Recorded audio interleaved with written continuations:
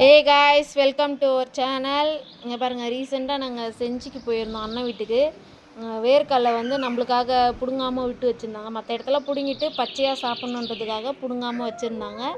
நானும் அம்மா பெரியம்மா அண்ணன் போயிட்டு காலையிலே அதை வேர்க்கடலையெல்லாம் பிடுங்கினோம்.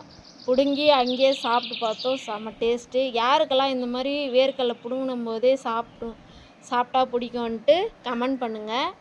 அங்கே பாருங்கள், நிரஞ்சன் வருணும் நல்லா ஜாலியாக என்ஜாய் பண்ணாங்க. அங்கே பக்கத்துலேயே தர்பூசணி தோட்டம் இருந்துச்சு, அதை பறித்து வச்சுட்டு விளையாடிட்டு இருந்தானுங்க. அம்மா பாருங்கள், ரொம்ப நாள் கழித்து வேர்க்கடலை பிடுங்கிறதுனால யோசித்து பிடுங்குறாங்க. கழனியில் வேலை செஞ்சு ரொம்ப நாள் ஆகுதுல்ல. நான் சின்ன வயசுலேருந்தே கிராமத்தில் தான் வளர்ந்தேன். அதனால் எனக்கு இது ரொம்ப பிடிக்கும். வேர்க்கடலை பிடுங்கி ஆஞ்சி சாப்பிட்றது, ஆயும் போதே சாப்பிட்றது ரொம்ப பிடிக்கும். நாங்கள் வந்து மல்லாட்டன் தான் சொல்லுவோம். உங்களுக்கு எப்படி, உங்கள் ஊரில் எப்படி சொல்லுவாங்கன்னு கண்டிப்பாக கமெண்ட் பண்ணுங்கள். நாங்கள் வந்து விழுப்புரம் சைடு, அதனால் நாங்கள் இதை மல்லாட்டன் தான் சொல்லுவோம். ஆயும் போதே அந்த பிஞ்செல்லாம் நிறைய சாப்பிடுவேன் நான். சின்ன வயசு ஞாபகம்லாம் வருது இது பார்த்த உடனே. உங்களுக்கு இதில் அனுபவம் இருக்குதா? கண்டிப்பாக கமெண்ட் பண்ணுங்கள். மெட்ராஸ்லேருந்து பார்க்குறதா இருந்தால் இதுக்கு பேர் நம்ம வந்து வேர்க்கடலைன்னு சொல்லுவோம். ஆனால் இது மல்லாட்டன் தான் நாங்கள் கிராமத்து சைடு சொல்லுவோம். வேர்க்கடலெல்லாம் பிடிங்காச்சு, வாங்க எடுத்துகிட்டு போய் ஆயலாம்.